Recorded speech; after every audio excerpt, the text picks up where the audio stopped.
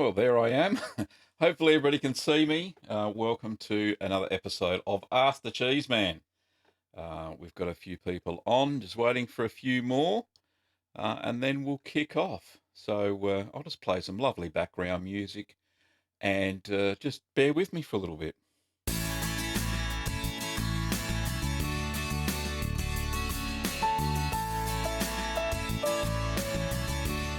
That'll do. That's enough of that. Okay, well, let's get on with the show. So we've got a few people in. We've got 11 people in at the moment. So we've got who we got? We got ETQ. We've got Thomas. G'day again, Thomas. I think this is the second show for you today. And we've got Radioactive Kiwi. Hello from New Zealand. I Suck at Gaming and Ryzen. Probably got a few more, but they're who are in the chat. And we've got the lovely Kim, of course, who is helping with the show. So if anybody's got any questions, start them now.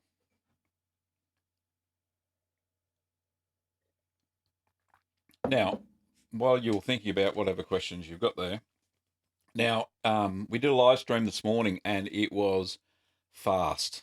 I mean, very fast. So if you have trouble getting your questions across, don't forget that you can super chat. So it's a little dollar sign down here, and for a little as $2, your comment comes up very fast, and I will see it. It's very highlighted. And I've got to give a big shout out to Linda in Southampton, who's doing her ironing right now. Hello, Linda. How are you? Hope everything's going well for you. Yeah. So can everybody hear me okay at the moment? Just thought somebody in the chat room just say something.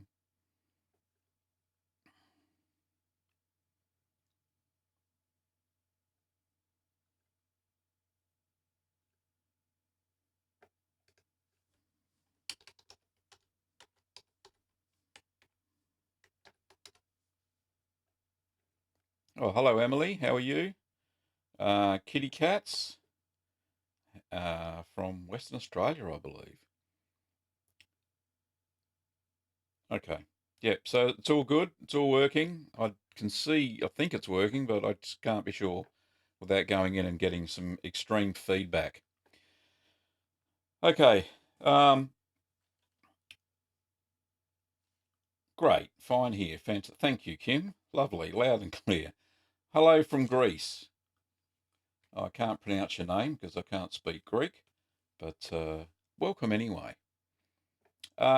Anybody got any questions? It won't be a show without a question, I suppose. So start firing away. Oh, Sharon, hello. How are you?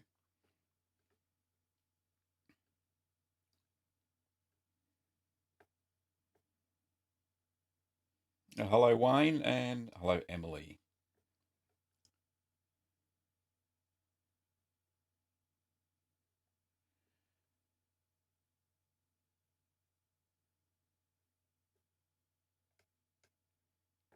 Fantastic. So, um, I was asked last week, and oh, we have a question straight away. Can I use Floridanica instead of standard mesophilic? Yes, you can. Floridanica, though, has a particular bacteria in it that creates a couple of things. One of them is it creates a buttery effect on the mouth, I think, more than anything else. And it also creates some CO2 gas, so you may find tiny eyes, but it does. It gives the cheese a different smell, That's why it's called an aromatic mesophilic, because it has a different smell. Gives a buttery flavour, and it also, like I said, produces CO2. So, Ryzen, I hope that answers your question. Emily, I was wondering about rennet alternatives to make vegetarian cheese, as I can't eat cheddar. So, vegetarian cheeses, as in using vegetarian rennet, or are you talking about vegan cheese? Because there are two types. Because there is a vegetarian rennet. So yeah, can you amplify a little bit on that, Emily?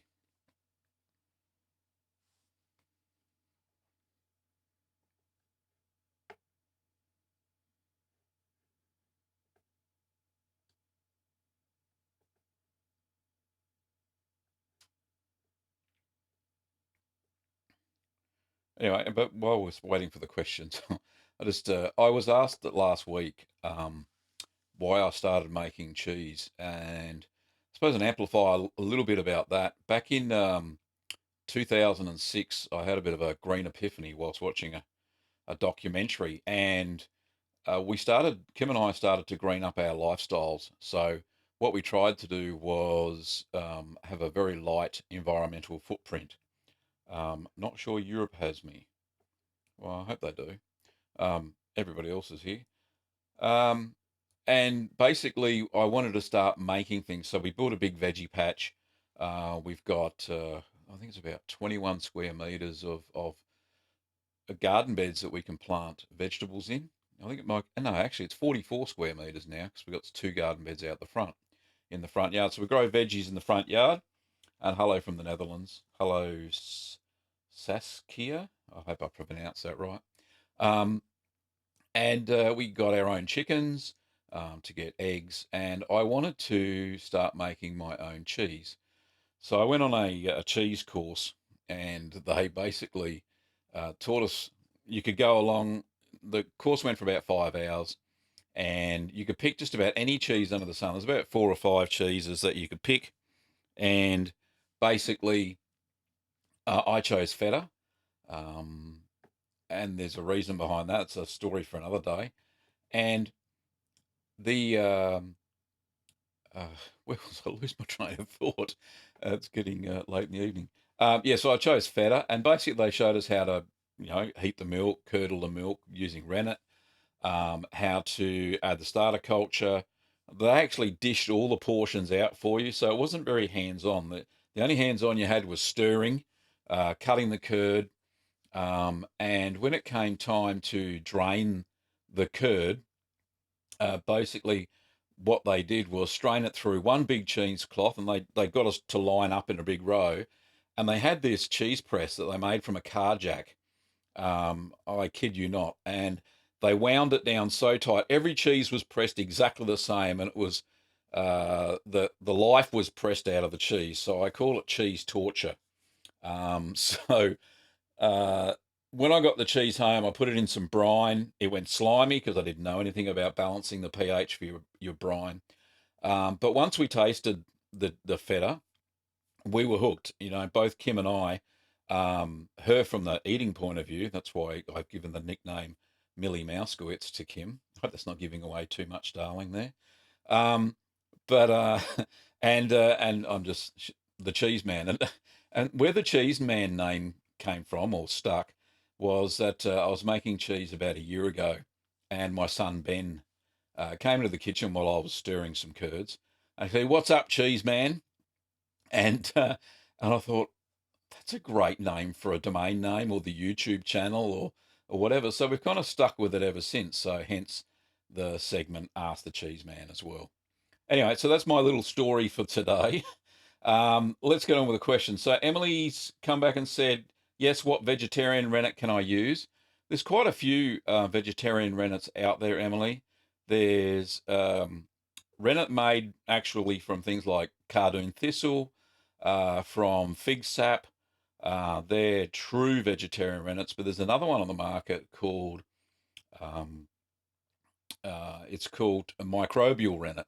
Microbial rennet is actually it's a form of a genetic modification where they take the chymosin from a dead animal and basically they inject it into a fungus, and the fungus breeds the chymosin, and the chymosin is the enzyme that creates the curdling in normal animal rennet. Um, and basically, the that modification dies off, so they call it pure vegetarian rennet. So look, we stock that. Seems to work all right, and I've had no issues with it. But you can get normal liquid rennet, which is purely from a vegetable source. Um, okay, So hopefully that answers your question. And we've got some other people, Maria from Colombia and Alex from somewhere in the US, I think, or maybe South America. Um, the Greek person, who I can't pronounce his name in English, I'm terribly sorry. What can I use instead of a cheesecloth? If you haven't got cheesecloth handy, here's a good tip. Cotton or linen tea towels seem to work okay, but what you kind of have to do is make sure that when they're washed, that they are lint free, because the last thing you want is fluff in your tea towel or thing that you're going to strain your curds through. And basically, make sure that it's white and not, it doesn't have colours through it, because the worst thing you can do is when you go to boil your cheesecloth or tea towel, um, and the colours start to run, then those colours are going to run into your curds. So just be careful and make sure that you check that the colours are colour fast. But sanitize it by boiling, and then just follow the normal instructions as per the um, as per the recipe instructions. Okay, Kitty Cat has one question. Instead of a natto, can I just use food colouring? Food colouring is mainly artificial, so it depends on what you want to do. Some of the best things you can use, a little bit of carrot juice will make it go the right colour. So I prefer to stick to natural things. The natto's natural, of course. It comes from a berry on a bush that I can't pronounce the Latin for, from South America. But and another additive that you can use is turmeric, or the powdered turmeric, or that's ground. Add a little bit of that to some warm water before you add it to your cheese. So there are a couple of ways you can colour your cheese, or you can just leave it white like it normally is, or if you're using very rich milk, then it will turn yellow all by itself. You won't get the same effect if you're using goat's milk. Goat's milk doesn't have beta carotene in it, which causes the cow's milk to go yellow or orange or whatever. Depends on how rich the milk is, of course. Okay, I hope that answers your question, Kitty Cat. Uh, we've got Penty. When I buy mozzarella from the shop, it's nice and soft, but when I make mozzarella at home, it is hard. How to make it so? How to make it so that it is soft? What method are you using for your mozzarella? Are you using the quick method, which we do find to be a bit hard, or are you using the traditional mozzarella method with the starter culture? And Kim can, if you can put the link to the traditional mozzarella I made with the starter culture, where I was cooking it outside on the patio, that would be lovely, into the chat. The brass butterfly says, "Hello, Gavin. I opened a bouillabaisse I made, and it was too rubbery. It was amazing as a toasted cheese sandwich, though." So, um, yes, so you may have overcooked, or the temperature of the water that you washed it with. If it's higher than what it should be, it tends to make the cheese rubbery.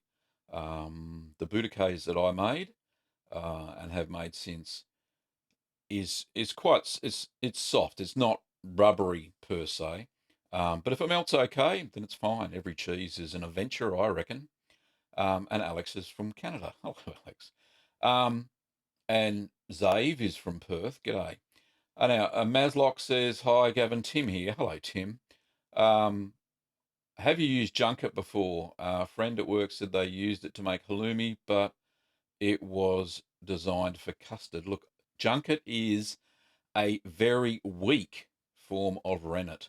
So I highly advise against using Junket, because you cannot, it's not designed for cheese making. It's designed for making Angel Delight and those milk pudding sort of things that have a very soft curd. So use proper cheese making rennet of at least an IMCU, or International Milk Coagulating Unit, IMCU, of at least 60. if you're using tablet form. Most rennets will be between, liquid rennets anyway, will be between 200 and 300 IMCU. So try and stick with that. Junket just doesn't cut it as far as I'm concerned. And Rumbo, greetings from Belgium. Well, hello, how are you? Um, James asks, what cheese would you put on a grilled cheese sandwich? Well, cheddar is one of my favourites. And another favourite is any Swiss style because of the different nutty flavour that it has. It's very nice on a grilled cheese sandwich. And they both melt very readily if you've made them right. Okay, Gabriel is from the UK. I've got a question on two cheddars I made in March. 2 weeks ago, the wax started to bloom, so I took them from the cheese fridge and they're both full of liquid. What did I do wrong? The wax was full of liquid, or was the cheese full of liquid? So if the wax was full of liquid, what can happen is that you didn't stir the curds long enough and they retained a little bit too much whey, and they may have been bitter as well. That's another sign that there's too much whey in the curds. A good test, and if you have a look at my stir curd, not stir curd, squeaky cheese curds video, there's a little test I did at the end. And you put your hand into the curds and you give it a squeeze, and basically, if let go and it stays there, but you can then press your thumb into it and then it falls apart. That is a good test that the curds are ready for those styles of cheese. But if Kim could pop the link to the squeaky cheese curd, that'd be fantastic. Hopefully that helps. There's a simple test you can do if your curds are cooked enough, and they won't leak whey during maturation. Looked up Junket tablets, Maslock. Yes. Well, there's nothing bad in it per se. Tricalcium phosphate, calcium lactate, cornstarch, rennet. Yeah, it's not bad for you. It's just light on the rennet. You notice it's got all these other things in it. Whereas rennet normally has it has salt, sodium chloride, rennet itself, the chymosin, and I think it has a preservative, potassium something, but it's not too bad. Ryzen says, is it possible to make mimolette? Yes, the cheese mites are a bit of an issue because the cheese mites don't span borders very well. I don't think they're allowed into Australia due to quarantine laws. But if you're in Europe, look, mimolette is it's an AOC cheese anyway. Very difficult to copy because of those little cheese mites that dig into the outside of the rind. If anybody hasn't seen mimolette, go and Google it. It's quite a fascinating little cheese. It's kind of like orange in colour, and I've heard that it tastes absolutely fantastic. Um, so that's pretty cool. Wayne, hi Gavin. My wife and I just got the Mad Millie fresh cheese kit. I'm going to start making cheese this weekend. Any tips on where to start? We're thinking of starting with feta. Look, it's as good a place as any to start, really. Just make sure that when you make your brine, that it's balanced. The pH is balanced. Just go and check out that the video I made on it's a goat's cheese. So there was a goat's cheese feta. So go and have a look at that, and it'll show you how to make a pH balanced brine of about 10% because you don't want your feta tasting too salty. You don't want a total saturated brine.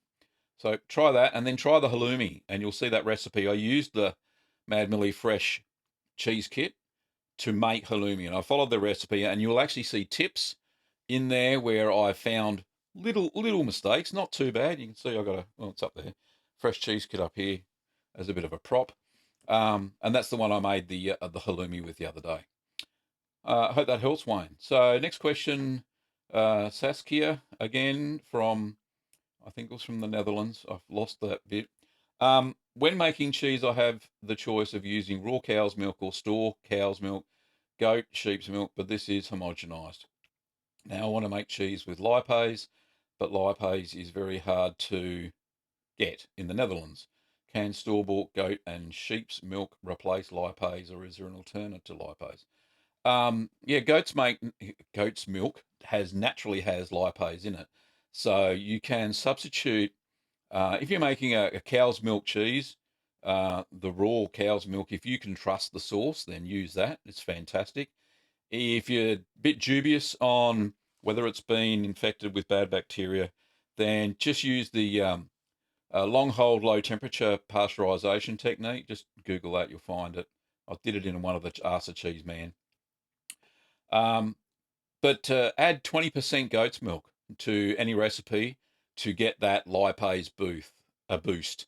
Lipase basically breaks down fats into lipids, and they create flavors in the cheese. The piquant flavor that you get in goat's cheeses and long-aged cow's milk cheeses, like those Italian types, the hard cheeses like Parmigiano Reggiano and Romano. Sheep's milk has a little bit of lipase in it, but certainly not as much as goat. So hopefully that answers your question. Oh, it's going very fast here. I'm going to miss some. Would it be too late to wax an Emmental that has developed a natural rind? It seems at this point to be drying out and getting hard. I don't want to get to Christmas. Yes, wax it now. Wax it now. Some of the moisture will be returned. The rind will actually soften when it's under wax, because the moisture has nowhere to go. It'll go back into the cheese again. So try that. You should get it to Christmas, and should get some good eye development if you haven't already. I suck at gaming. Not a question, but a comment for Gavin and Kim. Thanks for taking the time out of your days to do this. No problems at all. We have a lot of fun doing this. It's a good way to spend our Wednesdays. James, thanks for asking my question. Homie P. Oh, okay. Thanks, James. Where else we got? In Brisbane, had some of it and it was yummy. I'm not sure what cheese you're talking about, Ryzen, but yes, I did not stir the curds enough. We'll check out the squeaky cheese vid. No probs, Gabriel. Hopefully that works. Ryzen, may halloumi from a fruit few recipe, and Gav's is far the easiest and tastiest. Now, Ryzen, I got two halloumi recipes. One I made from scratch from watching some YouTube videos in Greek and Turkish. So I had to do a bit of guesswork. I think I hadn't found a decent halloumi recipe, so I did a bit of guesswork and watched what the old nonnas did, and how they made their halloumi.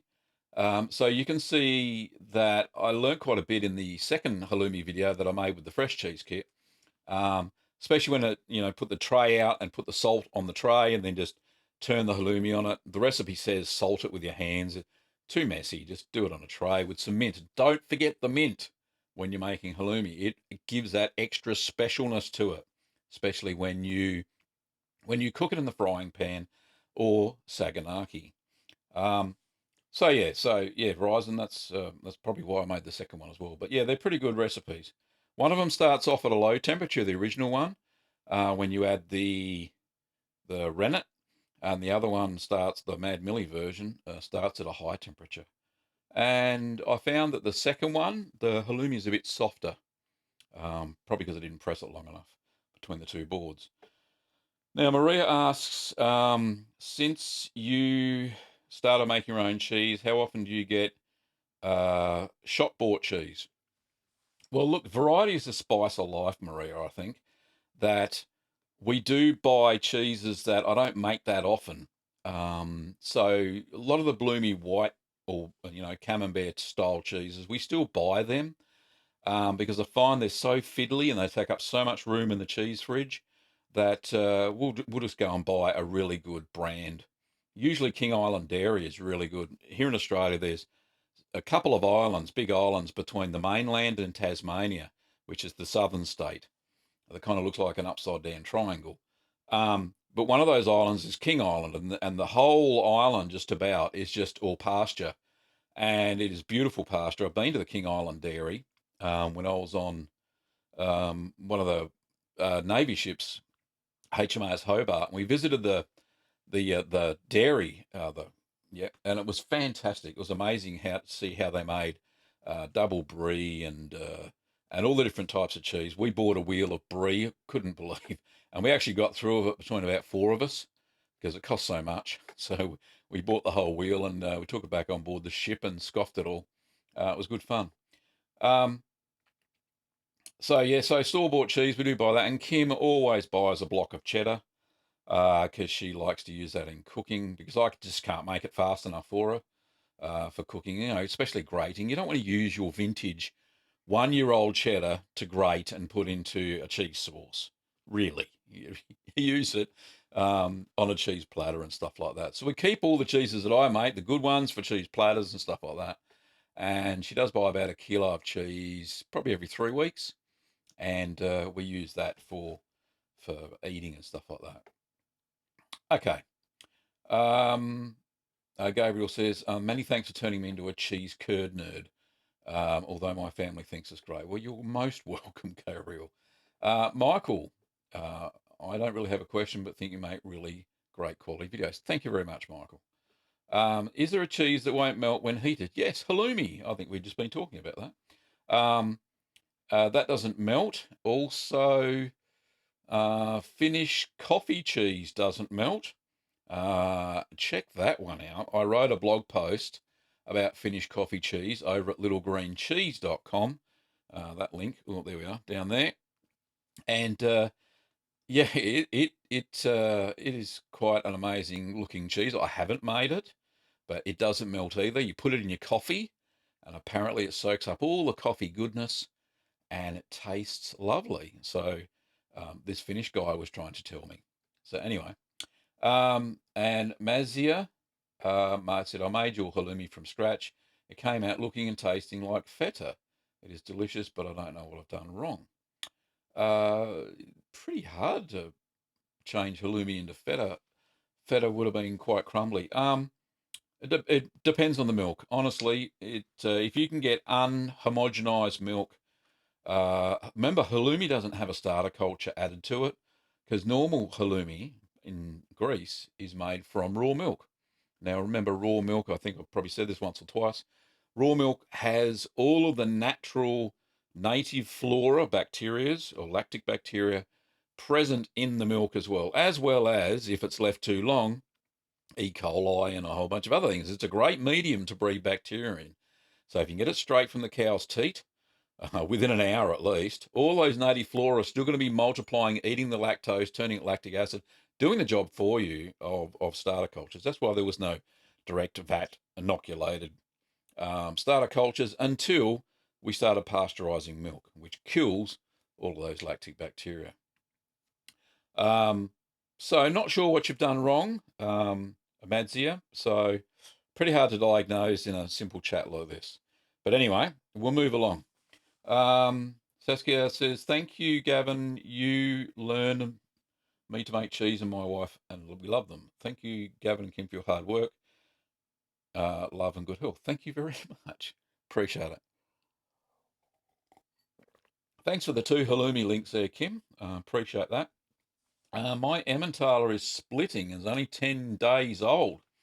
Oh, that's not very good. I think there's sounds like it's a bit dry. Maybe you stirred too much. And I can't remember if Emmental is a washed curd cheese. I think it might be.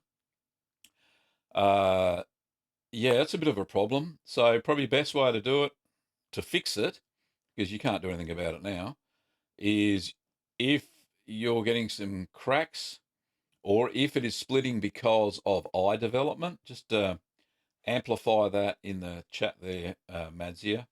If it's getting too bulging, if it's bulging too much, put it in the normal refrigerator. That'll slow down the propionic shamani, which is creating the CO2.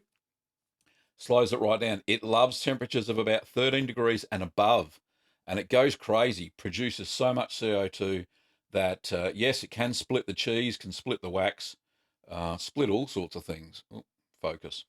Okay, so yeah, that may be some issues. If not, if you can vac pack it, that would be ideal. That'll keep it intact, uninfected, and all that sort of stuff. Okay. Brendan. Oh, hello, Brendan. How are you? We've had a chat on, I think he's been on an episode of Little Green Cheese podcast, if I remember rightly. So Brendan has asked, when you stir the curd after cutting, is it to be expected that some of the curd cubes will be broken into smaller pieces by the spoon at early stages of the stir? And oh yes, the curd did clean break and was ready to cut and stir. Yeah, look, it happens all the time, Brendan. I certainly, when I'm stirring the curd, I get big bits and some small bits. Even using the curd harp or the cheese harp that I have with those fishing wire strings, still you'll get some bits of curd that break off and fracture. That's why it's so important that when you're making your cheese, that you allow it to heal for 10 minutes. And I find that that is the key to stopping the curds breaking into or fracturing into smaller bits, releasing too much whey and becoming too dry. Um, so always allow that healing time, and that certainly helps. But yeah, you do get a bit of fracturing if you stir vigorously or hit the curd with the wrong angle of the stirring spoon. It just seems to do that. Okay, Kim has put the link up there for the Finnish coffee cheese. So if anybody is willing to make that and report back um, on the next live chat, that would be fantastic. I'd love to hear about it. Marek says, I vacuum pack my hard cheese and the bag is filling with gas. Any suggestions? Yeah, a couple of things. Is the cheese swelling? That's the first question. Um, if it's swelling, then it's infected, and you may just have to repack it again. May have to pierce a hole in it to get the gas out. Weird and wonderful things will happen. If you have a look at, there's a video I produced called When Cheese Goes Wrong, and I made a Parmesan. Very similar things started to happen. And I cut it open, and all it was a shell and a great big hole in the middle, about this hole, this big. And yeah, so it had, I think it's called chloroform infection. The milk gets infected, and it produces a yeast that just produces CO2 like there's no tomorrow, and makes the inside of the cheese soggy, and then allowing this big bubble to create. So check that. If it's not, the cheese itself's not swelling, then basically you've got a starter culture there somewhere that has gas production, and that's why it's filling up the vacuum packed bag with gas. So check your cultures and see if they are non-gas producing. If they're not, then there's something else wrong. But if it's gas producing cultures, like if you use the Floridanica or something like that, then yeah, we'll produce gas. And the gas is harmless. It's CO2. It's no big deal. Um, Kitty Cat says coffee cheese. I'm sold. Yes, definitely. With a nice espresso, it'll probably be very, very nice. Andy says, Gavin, I don't think I stirred the rennet in properly. Took 4 hours to set. Haloumi still turned out great. Sound about right. Yeah, so just a hint for everybody out there, when you're stirring your rennet in, make sure that it's diluted to the proper amount. So it's about 20 to 1 with water. So that's why when I add in about half a teaspoon, I put it into quarter of a cup, which is about 67 mils, roughly. Quarter of a cup of non-chlorinated water. So yeah, so make sure that when you put your rennet in, you see when I'm on my video, I'm stirring top to bottom. So that way it makes the milk or the rennet go all the way through the milk. If you stir just in a normal circular motion, it may just sit in the top part of the milk and it won't go all the way to the bottom. So do a top to bottom stir, and you'll find that the rennet will mix through properly. Look, that might have been one issue. The other issue is depends on the strength of the rennet as well. So in some of the rest of it, so I use 200 IMCU rennet. Some other rennets are weaker, some are stronger. So just check that out. Okay, cool. Yes, it was fun. Brendan said. Yes, I can imagine, Brendan. Okay. Madzia says Emmental is not bulging, just splitting. It is my winter here in SA, South Australia, South Africa. And the temp during the day is about 15, 17 degrees in my house. Mm. It sounds like the curds were too, uh, not too small. They're supposed to be very small for Emmentaler anyway, but very dry. Depends on how hard you pressed it as well. That could be a cause. Too much pressing is a cause, dries out the rind too fast.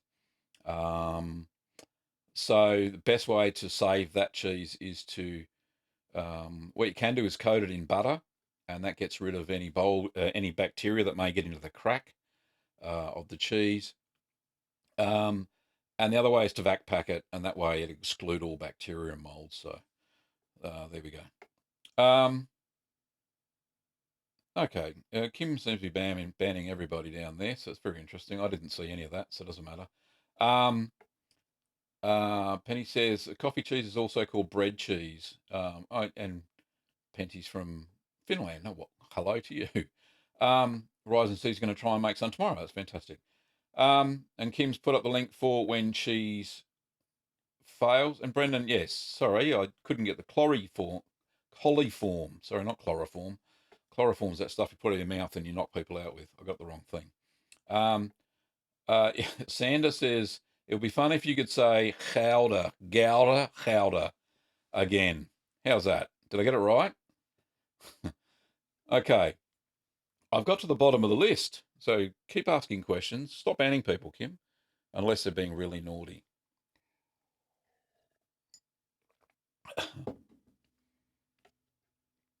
Okay. Another little story, and I don't know if anybody watched this morning's episode. I got this fantastic video from a young 5-year-old boy called Solomon, who lives in Alabama in the US. So he actually, his mum told me via Facebook that he woke up in the morning and just said, "I have to make a video for Gavin Weber."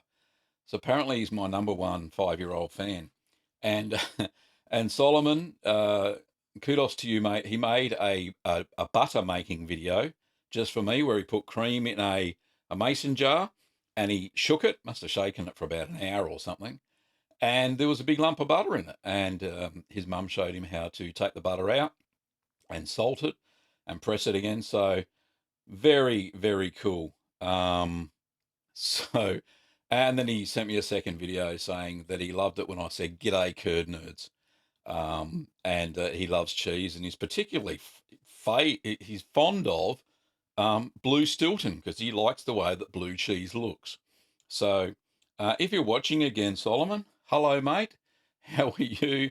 And thanks for sending me those two lovely videos. They were fantastic. And thanks to your mum as well.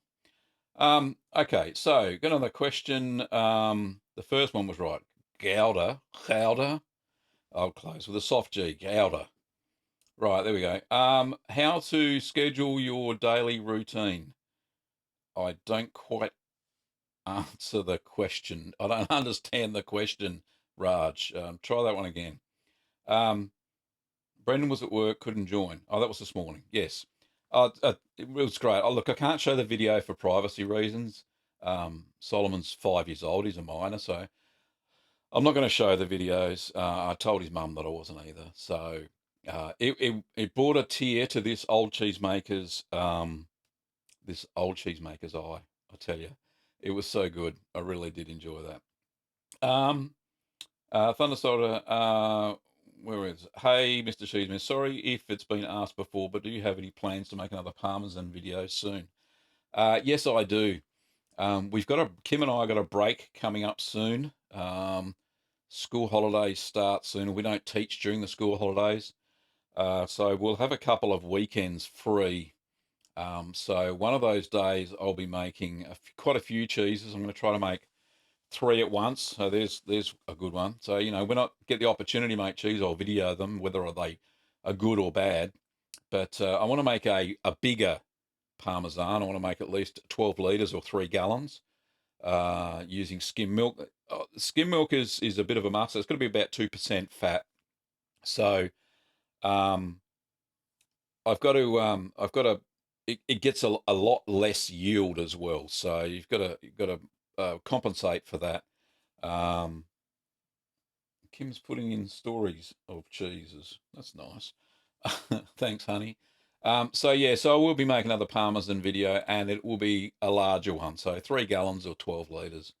My pot will hold that much, and I've got a mould, the large 165 millimeter mould that I usually use, the big white one, and that'll work quite well as well. So I'll have no issues with that. Thanks for those cheesy facts there, Kim. Cheese history: the world's oldest cheese is not, as you may guessed, crumb in a crumbed plastic bag at the back of your fridge. It's in China, when archaeologists uncovered mummified bodies from 1615 BC in the Taklamakan Desert, northwest China. They found remnants of ancient cheese on the bodies, necks, and chests. According to popular science, the dry air and salt-heavy soil kept the cheese from decaying. I hope nobody tasted that. That would have been quite amazing. Anyway, thank you for that, Kim. Yes, I take it gets less yield because it's quite a dry cheese. Yeah, it's because the curds are really fine as well. And we're talking about Parmesan again. The curds are real, before you press them, they're about rice size of a grain of rice. That's how small the curds get when you make a Parmesan or that sort of cheese. And yeah, they are quite dry, and you do have to press them very heavily to get them to stay together, and to avoid cracking and all that sort of stuff. Yeah, Thomas, that's correct. It takes vintage cheese to a whole new level. Is letting a small a fan to blow air across your cheese useful to help it air dry quicker? Look, Brendan, I can't see why not. I have done that in the past, especially on really humid days.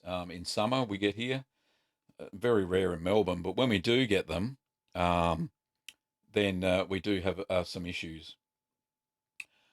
So yeah, it's a good fan. And then actually, Kim and I found some little umbrellas. I remember when I was a kid, we used to have these things at picnics. They were like fly screen mesh, and they're on a little upside down umbrella. So we found some of those online, and we bought a whole swag of those. So we're going to be putting those on the store at littlegreenworkshops.com.au very soon, because we noticed that, when you got your cheese air drying, what I normally had to do was put a cheesecloth over it, and that's not really conducive to good drying of the cheese. So we're going to put these little mesh umbrellas over the top, and that'll stop any flies getting to the cheese if anybody's having any issues and they don't want to create Kazu Mazu, which is that very stinky and fly-blown cheese from Sicily.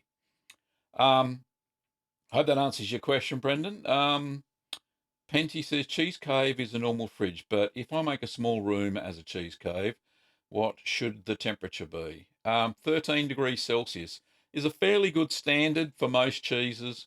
You'll find that most cheeses mature at that sort of temperature.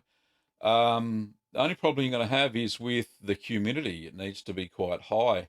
With a cheese fridge, at least you can use ripening boxes to create that artificial humidity. You don't need to create humidity in your cheese fridge per se. But if you have a room, then you're going to have to make sure there's a humidifier in the room and get the humidity up to about 80% relative humidity. So that may be a bit of an issue. Ryzen says, I read that you can't use aluminium pots. Does it really make a difference? Yes, it does, because aluminium's a reactive metal, especially when you put milk in it and an acid. It actually gives the milk a metallic flavour, and it doesn't taste very nice at all. So you'll see a lot of old artisan cheesemakers use copper pots, and copper's a non-reactive metal when cheese comes in contact with it. And so do these days it's stainless steel. So stainless steel and copper are the two preferred metals to make cheese in. So aluminium pots don't do it. Non-reactive. They're reactive, and you get a metal taste. It's terrible. Okay. Maslock says, I'm not sure if I've discussed this elsewhere, but preparing my cheese stocks, I was wondering about cheese salt. Would non-iodized salt be acceptable? or hand ground sea salt. Yeah, look, any salt without iodine in it is fine. Iodine tends to kill off the starter cultures, so the lactic bacteria, so you won't get the proper cheese development. If you're making fresh cheeses, look, you could use iodized salt. I had seen a couple of tests where people have made a camembert with iodized salt, and it didn't seem to affect it too much.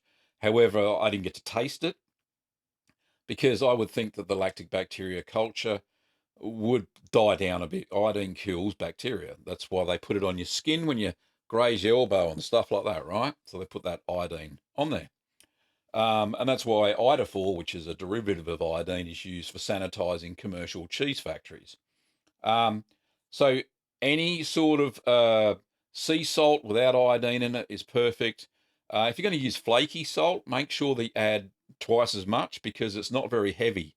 So the salt that I use is fine ground um, salt, non-iodized salt, without any anti-caking agent in it. I would tend to stay away from that as well. So fine grain. You can use a little bit of coarse grain. It depends. The is salt. It'll just absorb just as well. Next question. You're in Melbourne, me too. It gets grim during winter. Yes, it does. And it gets cold. I think my temperature, it says it's 11 degrees outside at 8 p.m. It'll get colder, but don't worry about that. Oh, Brendan uses those to cover his cheese. Yeah, good on you, Brendan. Yeah, we finally tracked them down at a wholesaler, so we managed to get some fairly cheap. Yeah, they're the ones, kitty cats. Mesh umbrella at the Red Dot store. Oh, we don't have, what's a Red Dot? Yeah, $2 store, that sort of thing. Yeah. Thunder Soldier said, I love your videos, Gavin. To be honest, I've given too much thought about cheese making. Your videos are so fascinating and oddly cathartic. Does that make you fall asleep? I try not to. I'm just glad I discovered the channel. Ryzen asks, do you prefer to sanitize with iodophor or just boil equipment? I tend to stay away from iodophor. For the Not because I don't like chemicals and stuff like that. I just find boiling all the stainless steel equipment easier. You don't have to rinse it off and make sure there's no residue, iodophor residue on any of the stuff. All the plastic stuff I just spray with because I don't want to boil it because they'll melt. All the plastic stuff I spray with white vinegar. All the surfaces I wipe down with white vinegar. That kills any molds, a fair few of the bacteria. But, we're not in a hospital, so we don't have to use hospital grade bleach or anything like that. We standard kitchen. So, that sort of thing, that sort of sanitization is fine. And there's a video actually on how to sanitize your cheese making equipment. And if Kim could find the link on that somewhere, it's on the YouTube channel, and check that out. So we're coming up. We've got about 9 minutes. Oh no, 8 minutes to go. So don't forget that if you want to support me, there's other ways. Lots of people always ask. There's Super Chat, as I mentioned, which is down there, and I get about 90% of the revenue from that. From each Super Chat, YouTube gets a little bit because they're hosting the platform for us. Also, you can pledge your support at Patreon, and Kim will pop the link there. It's a monthly pledge, little as $1 US, and that goes a long way to helping the show on the air, stay in the air, considering some of the equipment costs and hosting costs that I have for some of the other stuff that we do as well, including the podcast. So I'm hoping to get the podcast back up again. I haven't done an episode since April. I've been focusing on video on YouTube, doing 3 a week at the moment. Now, I'm hoping to either do a Gruyere taste test. It's ready to be tasted. I don't know what it's going to turn out like, but we'll have a look. Or cottage cheese. So I'm tossing up between the two. I'm going to film both of them and we'll figure out what to put up on Sunday morning. Friday morning, there won't be an unboxing video, or there may be. We'll see. I got my new computer back because it died. The network card wouldn't work, so that's why this live stream is better than this morning's one, which was on other one. Maslock's off to bed. Good evening and good night. It's first weekend cheese this weekend. I couldn't have conceptualized it without your videos and question time. Thanks, Maslock. Appreciate it, mate. Hernando says, if you failed cheese making before, do you remember what happened? Yeah, I did a whole video on it. Kim put the link in there somewhere. When cheese fails, just go and Google that, and you'll see my video of all the mistakes that I've made so far, that I took video footage or photographs of, and I explain the reason why they failed. So it's a really good learning video. So a wise man once says, don't learn by your mistakes, learn from somebody else's mistakes. So I've made enough mistakes in cheese making. I thought I'd put that together, and you can check it out. So go and check out When Cheese Fails on the channel. Just put Gavin after the word and you'll find it. No, he doesn't fall asleep. Okay. Thanks, Thunder Soldier. And Grant says, hey, Gavin, you're awesome. Why would my mozzarella melt together in the fridge when storing? Look, if you leave it too long, it goes a bit flat. And you're talking about quick mozzarella, I would think. It does. After about 4 days, it kind of melts together. It's a very, you got to eat it quick. So that's why it's called quick mozzarella. You've got to eat it within the first few days while it stays firm. It will kind of blend together after a while. Unlike traditional mozzarella, which will stay firm and you'll have no issues with. Takes a lot longer though. And there is a video there on the channel for that. Gabrielle says, I'm amazed by the temperatures in Australia. We just had a heat wave in the UK. 35C. I found it very difficult to make cheese in the humid heat. What is the optimum temperature for cheese making? Look, I love making cheese all year round, but the best temperature is about 21 Celsius. That way it stays warm in the press as well. Don't have too many issues. You won't get the rind cracking or anything like that. But yeah, 21 Celsius is the best, which is, can't remember Fahrenheit. But yeah, 21. So for us, it's springtime and autumn time is the best times to make cheese. Well, I find comfortable wise anyway. But we got double glazing through our house, so it's never really that hot anyway. Inside, outside it is.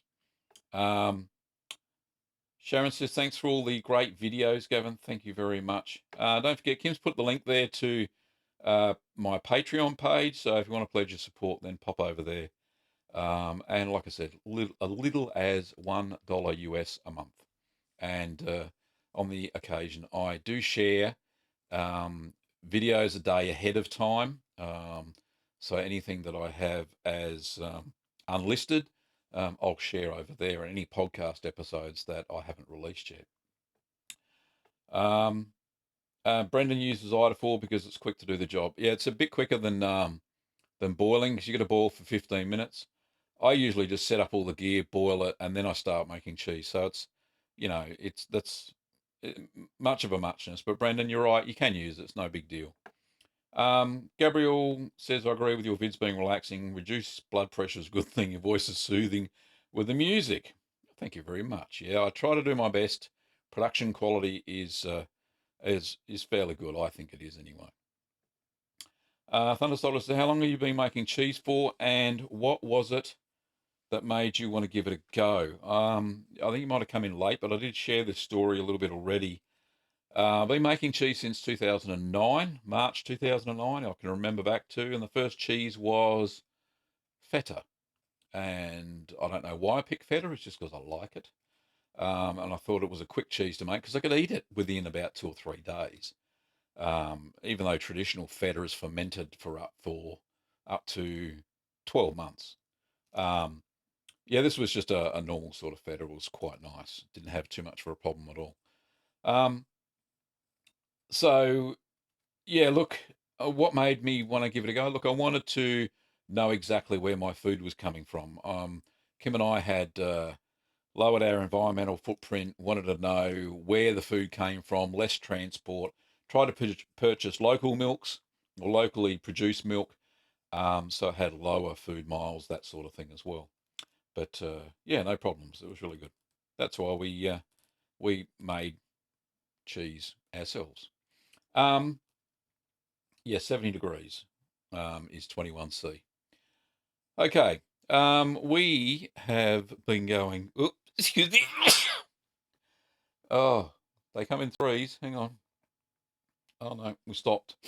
Um, yeah, so we've been going for a little while. So as I said, Patreon's one way to support our work here. Also, obviously, popping over to the shop, littlegreenworkshops.com.au. We believe we have some of the widest range of cheese making supplies and materials in Australia anyway, and we do ship internationally. So don't forget to go check that out. If you can't find that, just go to littlegreencheese.com and there's a cheese kits link that takes you off to the e-commerce store.